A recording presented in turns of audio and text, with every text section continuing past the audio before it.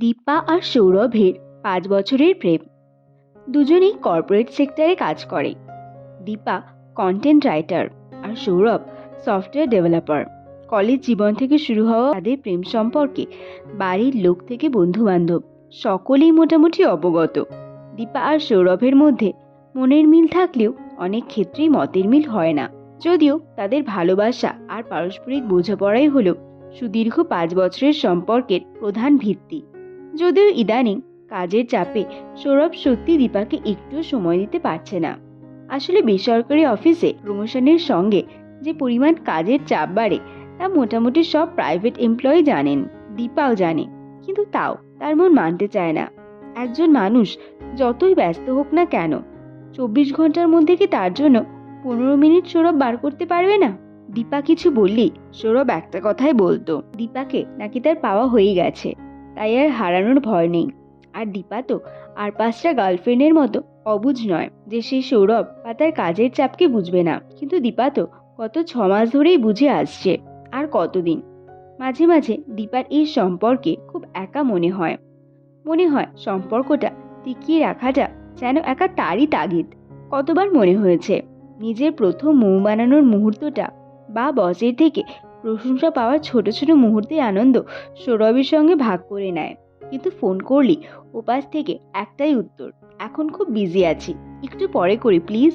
আর ওই একটু পর আর হয়তো আসে না। আর আসতেও 5 মিনিটের ফর্মাল কথাবার্তা, যেমন কি করছো, শরীর কেমন আছে, খেয়েছো কিনা, এইসবেই শেষ হয়ে যায়। মনের অনুভূতি জানানোর মতো সময় দীপা পায় না সৌরভের কাছ থেকে। কখনো কখনো দীপার খুব কাঁদতে ইচ্ছা করে সৌরভের সঙ্গে খুব করে ঝগড়া করতে, যাতে সে তাকে বলতে পারে যে দীপা সৌরভকে কতটা মিস করছে। সৌরভ কি আদৌ দীপাকে মিস করে? এক রোববার মিট করে যখন দীপা টাইম না দেওয়ার জন্য সৌরভকে অনুযোগ করলো, তখন সৌরভের একটাই বক্তব্য যে এসব সে কার জন্য করছে। অবশ্যই দুজনের ফিউচারের জন্য, যাতে তাদের ফিউচারটা অনেক সুন্দর হয়।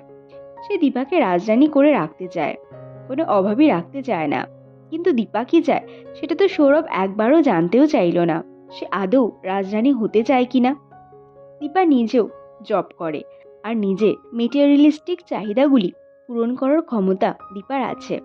কিন্তু তার মনের চাহিদা শুধু সৌরভের টাইম আর অ্যাটেনশন চায়, সেটা সৌরভকে কে বোঝাবে? আর যেখানে প্রেজেন্ট ভালো নেই, সেখানে কি ফিউচারকে সত্যি ভালো করা সম্ভব বর্তমানকে বাদ দিয়ে? কলেজ লাইফে সৌরভ একটা কথা খুব বলতো, যেটা তার, সে নাকি যে কোনো পরিস্থিতিতে তারই থাকবে, আর যদি না থাকে তবে নাকি কোনোদিন সেটা তার ছিলই না।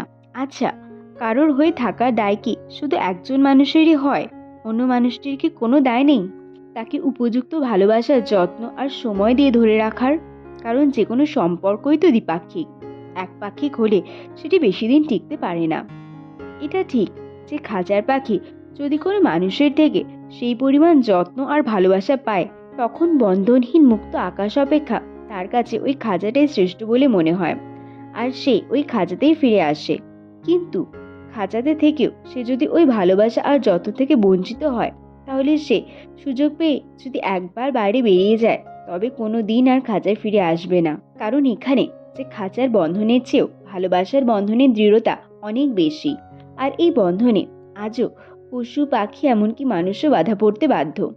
কিন্তু এই বন্ধনের আগল যেদিন আলগা হয়ে যাবে, সেদিন হয়তো কাউকেই আর বেঁধে রাখা যাবে না, সে মানুষই হোক বা পাখি।